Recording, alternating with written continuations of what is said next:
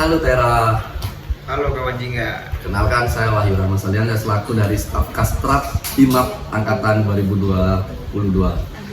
Saya sedang bersama dengan teman saya nih, boleh dikenalin dong?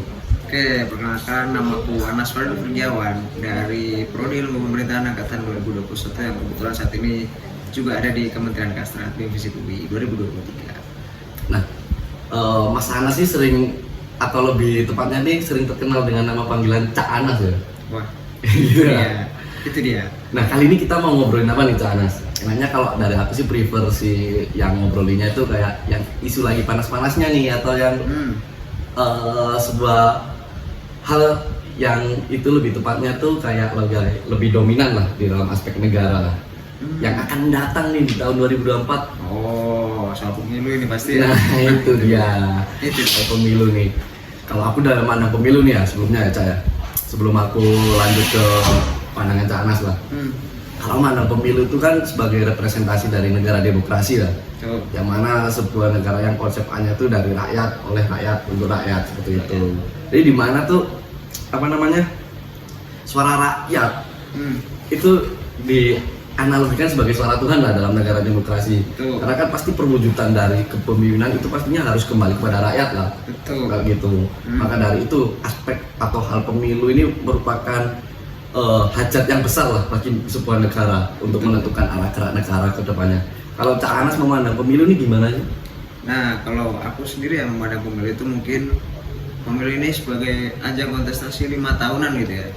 Dan mungkin pada tahun ini tuh ada yang sedikit berbeda gitu, karena mungkin ketika kita melihat tahun ini itu ada pilkada serentak juga di beberapa daerah, kemudian pemilihan legislatif juga, sehingga ini tuh menjadi suatu hal baru gitu ya, karena memang mungkin ketika kita coba lihat gitu ya pemilu-pemilu beberapa tahun ke belakang gitu, hal ini tuh jarang ditemui gitu, dan ini mungkin adalah suatu terobosan baru yang mana itu mungkin bisa menarik daripada masyarakat untuk menggunakan hak pilihnya nanti gitu, mungkin itu sih. Nah, jadi kayak secara langsung di pesta demokrasinya lebih kerasa pestanya lah ya. Betul. Kalau dibarengin ini ya. Betul. Nah, ketika kita dibarengin itu kan juga berpengaruh lah pada sebuah aspek SDM yang dibutuhkan dalam untuk mengurusi pemilu itu sendiri. Betul. Karena kalau aku dapat cerita dari beberapa tetangga-tetangga aku ya yang pernah jadi relawan dalam pemilu kayak gitu, petugas KPU kayak gitu, itu wah katanya tuh kayak menguras tenaga banget lah, menguras pikiran kayak gitu-gitu. Nah, namun apabila kalau dibarengin ini pastinya ya akan membutuhkan SDM yang lebih banyak lah, dan anggaran yang diperlukan itu lebih banyak juga. Kalau Cak Anas memandang pemilu dilakukan secara serentak ini gimana nih? Ada plus minusnya kan harusnya ya? Tentu, kalau untuk plusnya sendiri ya mungkin secara animo masyarakat ini akan meningkat gitu ya, karena memang mungkin ini sebuah hal terobosan baru yang coba dilakukan oleh pemerintah gitu. Kemudian ini mungkin menyangkut soal anggaran juga ya. Kalau soal anggaran ini juga kan memang mungkin kalau ketika kita melihat secara serentak itu kan otomatis lebih besar ya, karena mungkin beban kerja itu pasti lebih besar gitu. Kemudian tentu diperlukan petugas yang lebih banyak gitu untuk mengawasi serta mengawal gitu jalannya kontestasi ini gitu. Sehingga mungkin memang ada sisi plus minusnya lah dari pengadaan pilkada serentak ini gitu. Tapi yang jelas mungkin aku pribadi optimis ya bahwa dengan adanya pilkada serentak ini itu bisa meningkatkan kembali animo masyarakat yang memang mungkin ketika kita lihat beberapa tahun kebelakang ini angka golput itu cukup tinggi gitu, sehingga ini menjadi nafas baru lah gitu untuk pesta demokrasi kita gitu. Mungkin itu pandangan dari. Nah, kalau itu kan tadi kita membahas secara dari suatu aspek kelembagaan, anggaran kelembagaan ya.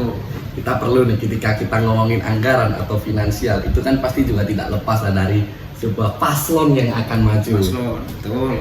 Nah, sebuah kosaran dari finansial tersebut itu seringkali kan kalau di mata kita lah ya, itu kan terpantau sangat besar lah. Betul. Nah, mungkin salah satu tarikan dari kosnya sangat besar. Kalau ini sependek pengetahuan gue ya, itu ada hubungannya sama yang namanya itu money politik. Ketika bahas pemilu pasti money politik tidak akan dilupakan lah. Betul. Nah, kalau Cak Anas mandang money politik ya gimana sih Cak?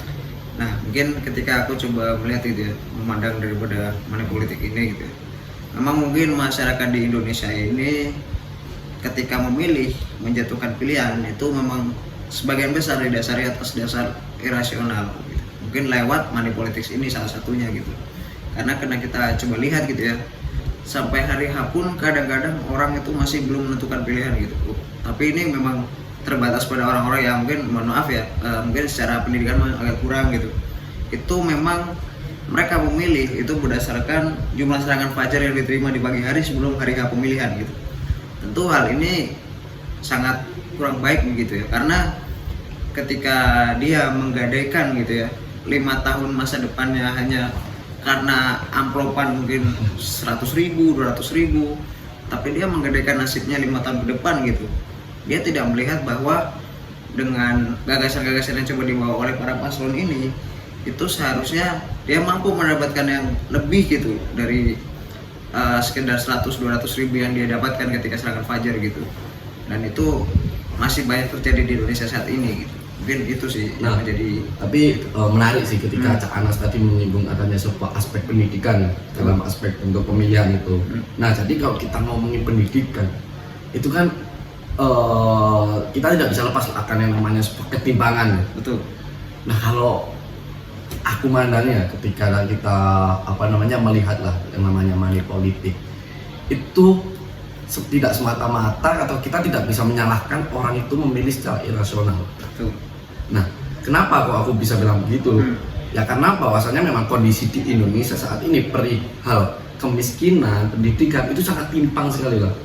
Maka mungkin ya hal yang dibutuhkan dari masing-masing individu tersebut ketika ada kondisi yang timpang itu ya kita realistis aja lah, masih urusan perut ya gitu ya. Nah, itu makanya ketika kita melihat sebuah aspek kepemimpinan itu tidak lepas ya yang akan namanya kita harapkan ya, ini sifatnya harapan ya. Itu yang dapat mewujudkan lah suatu bentuk tatanan masyarakat itu yang adil dan makmur kayak gitu. Namun ketika kita memandang euforia dari pemilu ya di era sekarang ya, atau di tahun yang akan datang ini ya, itu udah kerasa banget nih di tahun ini. Betul. Momen yang saja itu kayak euforianya itu udah kayak wah panas sekali ya. Panas ya. Dibanding tahun-tahun sebelumnya lah. Tensinya cukup tinggi. Nah betul itu. Kalau Cak Anas gimana nih terkait dengan euforia yang akan mendatang nih? Nah, juga sempat aku sebutkan tadi di awal ya, bahwa euforia yang terjadi saat ini itu mungkin karena memang di beberapa daerah itu memang ada pilkada serentak, itu satu. Kemudian yang kedua itu ketika kita melihat daripada masing-masing calon itu, capres dan cawapres yang akan berlaga nanti, itu mereka memiliki basis dukungan itu yang cukup kuat dan fanatik gitu, sehingga mau nggak mau mereka berusaha untuk menyebarkan pempropagandaan yang baik gitu untuk masing-masing calon yang mereka miliki gitu. Dan hal itu dilakukan mulai jauh-jauh hari, sehingga ketika menjelang hari H, menjelang tahun politik ini ya, itu memang tensi yang keluar itu akan cukup tinggi gitu, karena memang dukungan fanatik ini tentu dibarengi dengan narasi-narasi gitu, entah itu memang narasi yang positif maupun narasi negatif seperti black campaign gitu ya. Nah itu memang menjadi suatu dua mata pisau yang saling beririsan sisinya gitu ya, karena sangat mungkin bahwa pempropagandaan black campaign ini itu cukup berbahaya gitu untuk kesehatan dari demokrasi ini sendiri gitu. Mungkin itu sih. Nah tapi ada hal yang menarik juga nih ketika kita komparasikan pemilu-pemilu sebelumnya sama pemilu yang akan mendatang, di mana ada 3 paslon ya bakal berlaga nih. Betul. Nah kalau tadi pandangan Cak Anas ya, dengan adanya 3 paslon ini merupakan sebuah kontestasi yang baik atau malah bisa menjadi regresi nih dalam sebuah demokrasi nih karena terlalu banyak paslon ini.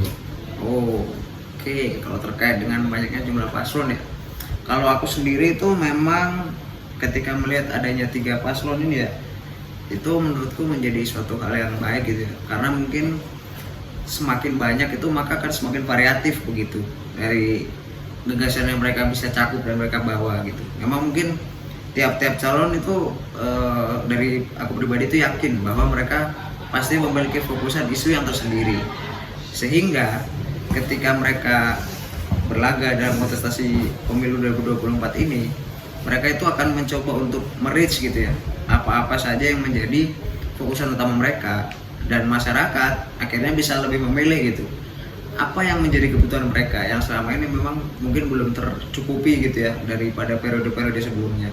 Sehingga ketika kita lihat seharusnya dengan adanya tiga paslon ini itu akan menambah variatif pilihan dan secara tidak langsung itu akan merembet kepada animo masyarakat gitu yang merasa sebelumnya belum terwakilkan sekarang menjadi lebih terwakilkan. Oke, namun sepakat sih aku dengan kata Cak Anas tadi ya, dengan adanya sebuah atau lebih banyak ya paslon itu, misalnya kita ambil 3 lah seperti yang di tahun yang akan datang ini kan ada 3 paslon, itu gagasan-gagasan itu lebih bervariatif ya. Betul.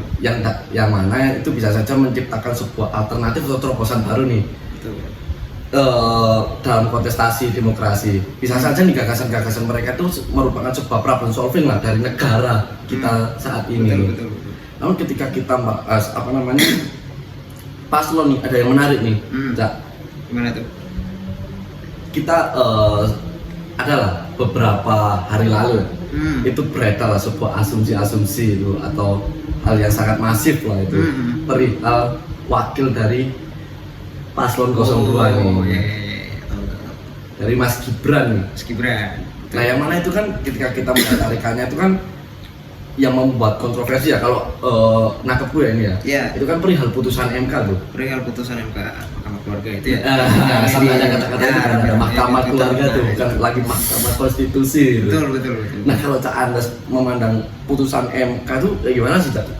Nah kalau putusan MK kemarin ya sempat cukup viral gitu ya. Mungkin ini bisa dilihat dari beberapa sisi gitu. Memang mungkin ketika kita coba lihat gitu ya, memang secara kedekatan gitu ya, faktor kekerabatan antara Gibran dan Anwar Usman itu memang ada hubungan kerabat gitu ya. Antara dia dengan itu adalah keponakan dan pamannya. Nah, paman. Sehingga muncul asumsi liar bahwa memang perubahan aturan terkait dengan calon yang akan berlaga dalam kontestasi pemilu ini itu memang dibuat untuk meloloskan daripada si Gibran ini dengan bantuan daripada Hakim MK yaitu Anwar Usman sendiri yang merupakan pamannya gitu.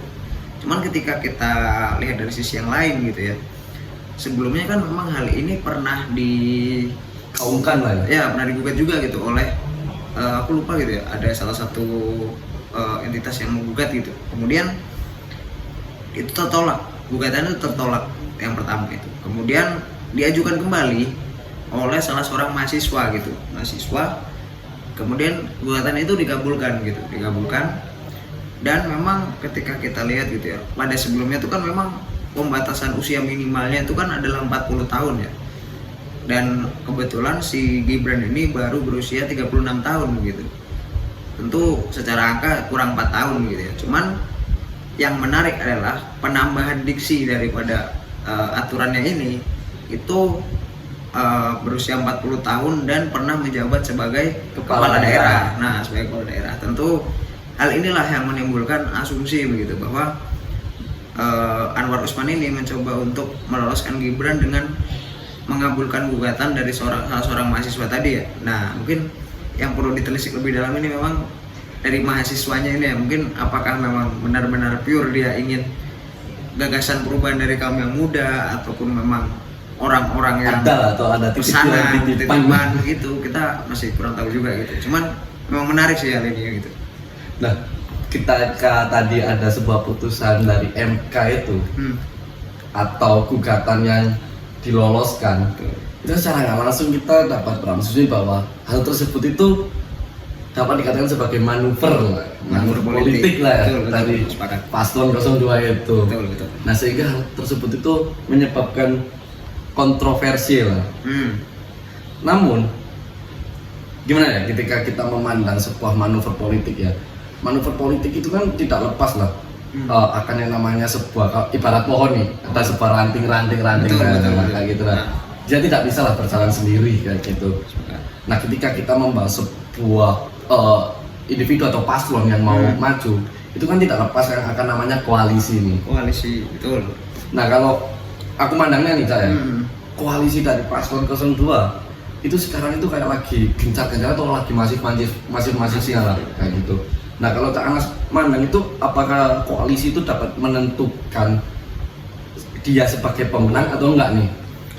Oke, mungkin kalau untuk koalisi sendiri ya, memang ketika kita berbicara koalisi mungkin pasangan dari Prabowo Subianto dan Gibran ini memiliki koalisi yang cukup gendut gitu, cukup banyak gitu yang dia rangkul untuk berkoalisi gitu.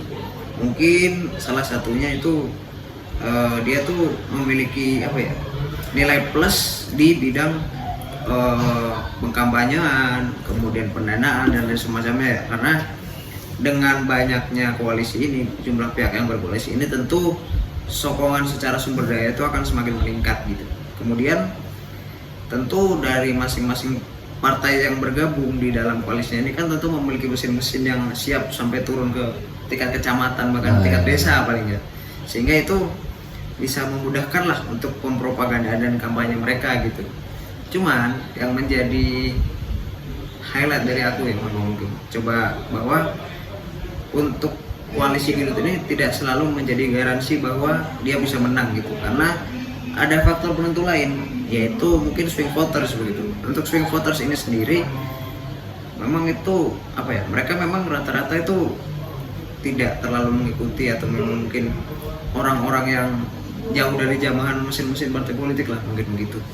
Tapi mereka ini ketika hari H biasanya tuh baru menentukan pilihan, dan mereka tentu melihat pilihan-pilihan ini tentu kadang-kadang juga berdasarkan entah berdasarkan dari gagasan ataupun dari secara kecocokan pribadi, sifat penokohannya juga. Nah itu bisa menjadi faktor penentu lah swing voters ini, karena mereka ini cukup banyak di Indonesia gitu. Karakteristik masyarakat Indonesia ini cukup banyak lah untuk swing votersnya begitu, di luar daripada masa pasti yang memilih dan sudah di reach gitu oleh mesin-mesin partai politik gitu. Mungkin itu sih. Nah tapi kalau kita membahas ya terkait dengan calon-calon itu tadi ya, dinamika yang akan terjadi di 2024 ini sangat seru sekali dan sangat kompleks sekali nih.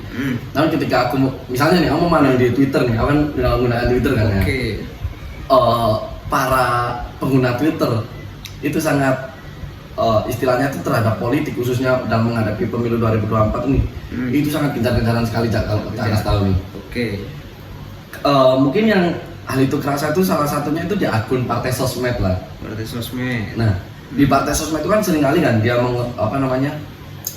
mengadakan survei lah terkait dengan paslon-paslon yang akan maju ya, kayak gitu. Nah, kalau aku mandangnya atau yang aku lihat lah dari data tersebut ya, itu bukan sering kali sih, ya pernah lah suatu ketika itu kubu Prabowo nih yang ada urutan nomor 1, terus di urutan nomor 2-nya itu ada Anies, sedangkan Ganjar itu di urutan nomor 3. Namun ketika kita membahas terkait dengan survei online kayak gitu, itu kan tidak lepas yang akan namanya bot. Betul. Nah hal itu mungkin ya kalau dari aku ya, itu tidak bisa menjadi patokan lah survei online itu. Rawan buzzer juga. Nah itu dia, ketika kita ngomongin survei online atau hal-hal yang khususnya di media sosial nih, buzzer itu sangat parah lah. Tapi ketika kita memandang sebuah buzzer, sebenarnya kalau kita kaitkan dengan etika politik itu gimana, Cak? Nah, buzzer dengan etika politik ini sebenarnya memang untuk buzzer ini kan menjadi fenomena yang cukup naik ya pada beberapa tahun kebelakang. Nah, ya. Ketika kita coba lihat itu antara akun A dan akun B, itu akun-akun buzzer ini saling serang dan saling memihak gitu, dan seolah mengklaim bahwa paslonnya paling unggulan gitu dengan cara menjatuhkan paslon lain gitu. Mungkin secara etika politik kan sebenarnya itu kita lihat bahwa hal ini kurang baik juga gitu, karena kan memang orang yang pada awalnya nggak tahu ketika disebarkan narasi-narasi berita bohong dari buzzer itu kan menjadi semakin semakin sesat lah pikirannya gitu ya, karena tidak mendapatkan informasi berdasarkan kebencian. Gitu. Padahal ketika kita harusnya lebih terbuka gitu kan, lebih terbuka itu harusnya lebih melihat itu dari gagasannya gitu, bukan hanya sekedar kebencian ataupun berita-berita hoax gitu ya yang biasa tersebar di berita internet atau berita online gitu, apalagi itu dilakukan oleh buzzer gitu. Mungkin itu sih. Nah makanya nih, kalau adalah sebuah prinsip atau sebuah pikiran yang aku pegang nih ya, sebenarnya prasyarat dari negara demokrasi itu rakyatnya itu harus rasional. Ya karena apa ya, karena memang supaya tidak mudah gampang dipecah-pecah kayak gitu. Betul. Karena memang sangat rawan sekali ketika kita memandang sebuah negara demokrasi, rakyatnya itu dipecah-pecah dan menyebabkan sebuah konflik lah di dalamnya kayak gitu. Nah, mungkin ini sebuah apa ya? Aku ingin tahu nih pandangan Cak Anas lah terkait dengan masing-masing calon. Soalnya kan dari tadi kan kita seringkali ngomongin atau nyinggung calon 02 lah. Nah, kita mau minta lah pandangan Cak Anas secara subjektif lah gitu ya. Dari masing-masing calon itu kayak gimana? Mungkin bisa dimulai dari Anis dulu dah. Oke, kalau Anis sendiri ya memang ketika kita coba lihat itu Anis gitu. Anis ini berpasangan dengan Muhaimin Iskandar gitu. Untuk Anis sendiri memang ketika kita lihat itu memang secara beberapa pertemuan dengan ini ya, bukan dengan podcast seperti Mata Najwa, kemudian diundang oleh beberapa universitas, itu secara gagasan dia memang cukup baik gitu, karena mungkin memang latar belakang dia adalah sebagai akademisi gitu, Rektor juga ya? rektor juga, dan dia itu orang-orang akademisi itu biasanya ketika dia mengeluarkan daripada pendapat-pendapatnya itu tentu dilandasi dengan teori-teori dan hal itu bisa dipertanggungjawabkan lah gitu, karena memang terbiasa berbicara dengan data gitu, sehingga bukan hanya mencoba untuk berretorika ataupun apapun itulah ya, karena memang biasanya dilandaskan dengan data gitu. Sedangkan untuk ada ini sih, ada dua sisi juga menurut gue, karena memang untuk titik lemahnya itu sendiri ada di wakilnya gitu, dari Pak Muhaimin Iskandar gitu. Sebenarnya dia ini bermasalahnya adalah seputar, yaitu seperti yang sudah disinggung tadi, adalah seputar etika politik gitu. Karena ketika kita lihat sebelum bergabung dengan Anis begitu ya, Muhaimin Iskandar dengan PKB-nya ini udah nggak tahu main berapa kaki lagi, bukan main 2 kaki lagi, dia udah sebar-sebar lah, lebih dari 2 kaki ya? Nah itu menurutku juga menjadi apa ya, untuk pandangan orang-orang yang cukup strict terkait hal ini, itu dia agak kurang suka gitu terkait dengan manuver-manuver yang main lebih dari 2 kaki bahkan ya, sehingga itu mungkin bisa menjadi salah satu faktor yang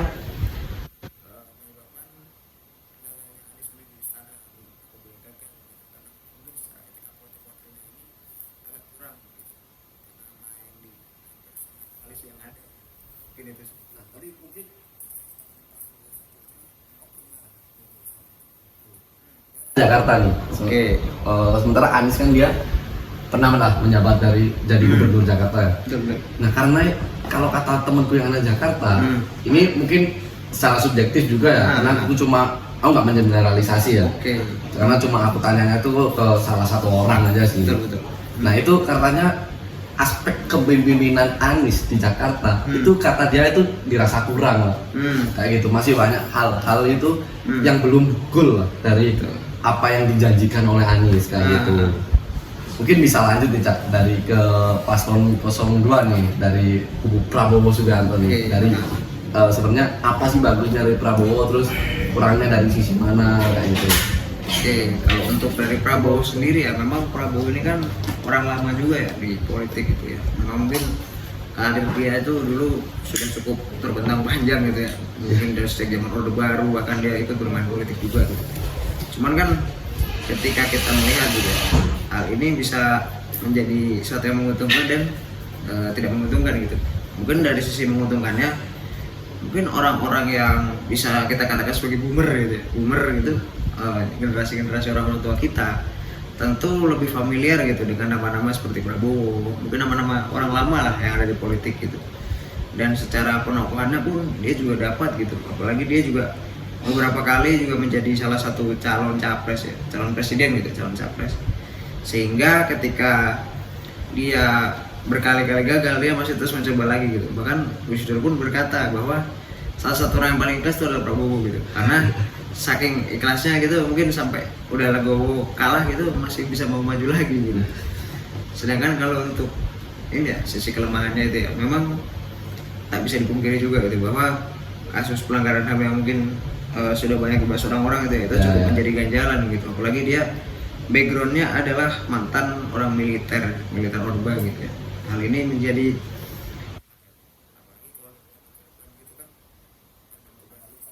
elevator sendiri gitu, utamanya mungkin karena dianggap sebagai salah satu dari tim Mawar gitu ya, yang beredar pada 1998 dan ditengarai melakukan tindakan kekerasan pelanggaran HAM gitu terhadap beberapa demonstran yang menginginkan daripada adanya reformasi gitu.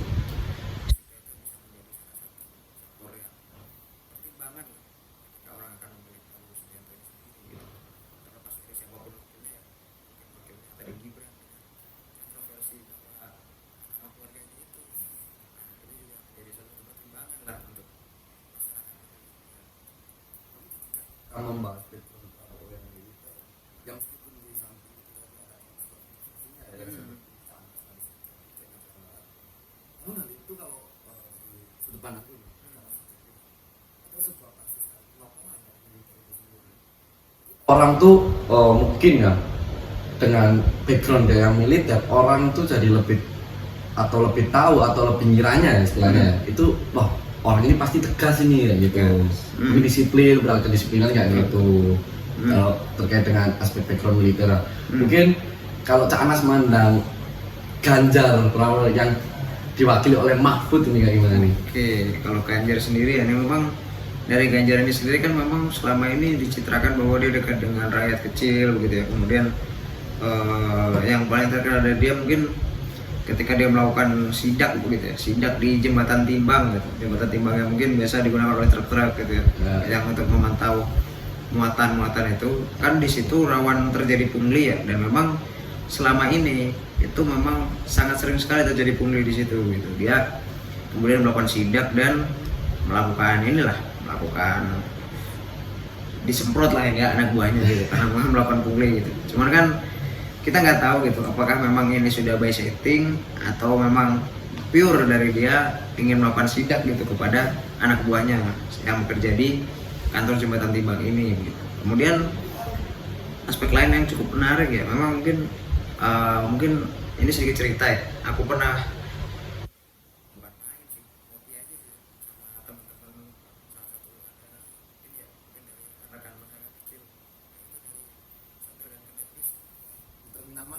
itu di terminal Bungurasi di Surabaya. Oh, Surabaya itu. Ya, itu aku coba tanya-tanya dan kemudian entah terlintas apa ya di pikiranku, tiba-tiba aku nyeletuk aja gitu.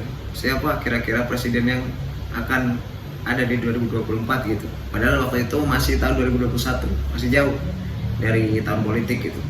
Tapi mereka sepakat gitu bahwa orangnya adalah Ganjar Pranowo gitu.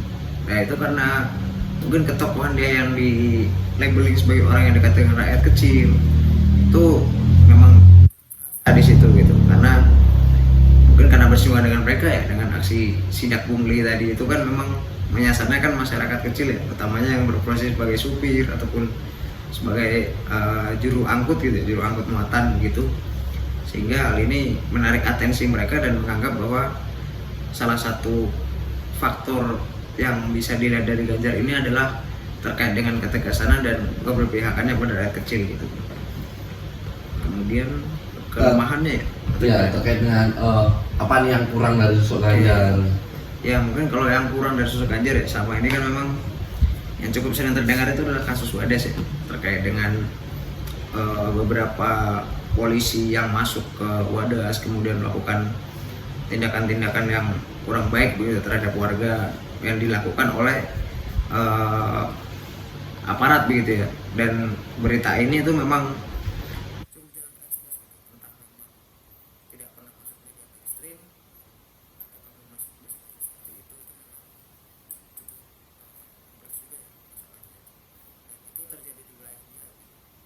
otomatis ada pelanggaran di situ terhadap warganya itu tidak mungkin tahu gitu, tapi yang dilakukan adalah ini masih setengah-setengah gitu kan, bisa dikatakan masih kurang. Kemudian ada juga kasus di daerah Pati itu juga cukup menjadikan apa ya, kurang kecil lah profesi. Kamu ada ini tahu paslon kedua Ganjar. Ya ini perihal wakilnya. Nah, kalau ini juga ngomongnya berdasarkan apa ya? Asumsi itu menasar itu dari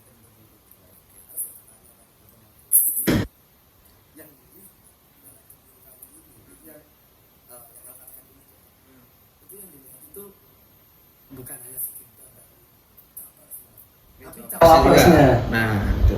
Nah salah satunya adalah benar sosok Mahfud MD ini. Nah orang itu menggadang-gadang bahwasanya ada harapan lebih lah ke Mahfud MD kayak gitu. Ketika kita lihat apa namanya track record dia ya, yang debat di gedung DPR tuh, yang betul. di forumin tuh di argumen-argumennya gitu lah. Nah kalau Cak memandang dari Mahfud MD kayak gimana? Orang tuh berharap lebih pada karena memang ini salah satu faktor yang menjadi titik berat dan menjadi keahlian dia itu adalah faktor penegakan hukum, karena dia adalah orang hukum juga ya, akademika juga, dan juga dia sebagai Menko Polhukam, sehingga orang berharap lebih pada dia itu agar penegakan hukum itu bisa lebih ini tidak lebih tidak tajam ke bawah tapi tumpul ke atas. Nah, itu kan menjadi salah satu faktor yang cukup didamai oleh orang banyak gitu. Cuma ketika kita lihat bahwa Mahfud MD ini kan ya bukan dari orang lingkaran, dari luar lingkaran kekuasaan ya. Dia ada di lingkaran kekuasaan dan dia mencoba untuk mengkritik gitu. Sebenarnya itu sah-sah aja gitu, bahwa saya dianggap dia masih memiliki hal yang sehat lah untuk mengkritik gitu. Tapi hal ini seharusnya juga diimbangi dengan arah dia di dalam gitu. Ketika dia mencoba untuk mengkritik, dia juga seharusnya melakukan suatu perubahan juga dari dalam gitu, karena dia posisinya ada di dalam, dia bukan oposisi, sehingga dia memiliki akses lebih lah untuk menggerakkan anak-anak buah ini melakukan revolusi dari dalam gitu. Sehingga kan ada dua hal yang saling bersinggungan dan memiliki keterkaitan ya, yaitu dari dia yang mengkritik tapi dia juga ada di lingkaran kekuasaan kan, jadinya seharusnya dia lebih mengajak lah kepada staff-staffnya atau mungkin rekan-rekannya untuk melakukan revolusi sehingga bisa lebih bagus lah untuk penegakan hukum di Indonesia saat ini gitu. Nah tapi ngomongin perihal itu tadi sih, ini merupakan sebuah sikap pesimistis ya, masalah dari masyarakat ya. Karena masyarakat kita menganggap bahwasanya sebuah argumen bahwa kita bisa mengubah dari dalam itu sifatnya udah kayak utopis itu nggak mungkin ya bro. Dan memang kita ke bawah aja. Maka sebenarnya kalau kita mengambil sebuah ketika kita mau terjun aku ini ya menurutku yang independensi seorang individu itu sendiri. Mungkin itu saja terkait dengan obrolan kita hari ini. Oke. Mungkin ada close statement nggak nih dari Cak Anas nih? Oke, mungkin kalau closing statement dari aku ya, mungkin salah satunya adalah aku mencoba untuk menyampaikan pesan gitu ya, menitik beratkan bahwa jadikanlah ajang pemilu 2024 ini sebagai ajang pemilu yang bisa dilihat secara rasional gitu, karena mungkin pencerdasan juga kepada masyarakat itu sangat diperlukan, sehingga ketika mereka memilih, mereka tuh memilih berdasarkan gagasannya, bukan berdasarkan serangan fajar atau ampropan gitu ya, sehingga dengan gagasan-gagasan yang dibawa oleh para calon ini yang lebih variatif tadi ya, ada 3 calon gitu, itu masyarakat lah yang menentukan gitu apa yang selama ini belum mereka dapatkan dan mereka temukan di gagasan salah satu calon. Tentunya mereka pasti memiliki harapan lebih dan lebih memiliki animo tersendiri untuk lebih meramaikan kontestasi pemilu 2024 ini dan meminimalisir angka golput begitu, sehingga hal ini menjadi harapan sih supaya ketika nantinya masyarakat ini bisa lebih turun ya yang golput gitu, untuk partisipasinya ini bisa lebih meningkat dan bisa mewujudkan masyarakat yang lebih adil dan makmur seperti itu. Itulah mungkin kalau kita ngomongin dalam konteks memilih ya, itu diperlukan lah sebuah landasan memilih itu ya memang karena diri kita sendiri kayak gitu ya, karena hati nurani kita sendiri ya, karena maksudnya ketika kita ngomongin perihal hati nurani ya pasti arahnya ya ke kebenaran ya gitu. Nah itu harus sepakat sih yang dapat pilihlah ya seorang individu atau paslon itu yang dapat mengurangi dari angka penindasan dan dapat menciptakan sebuah yang namanya keadilan sosial dan keadilan ekonomi. Hal mungkin itu saja, terima kasih saya ucapkan. Selamat bertemu kembali para Tera dan kawan-kawan Jingga.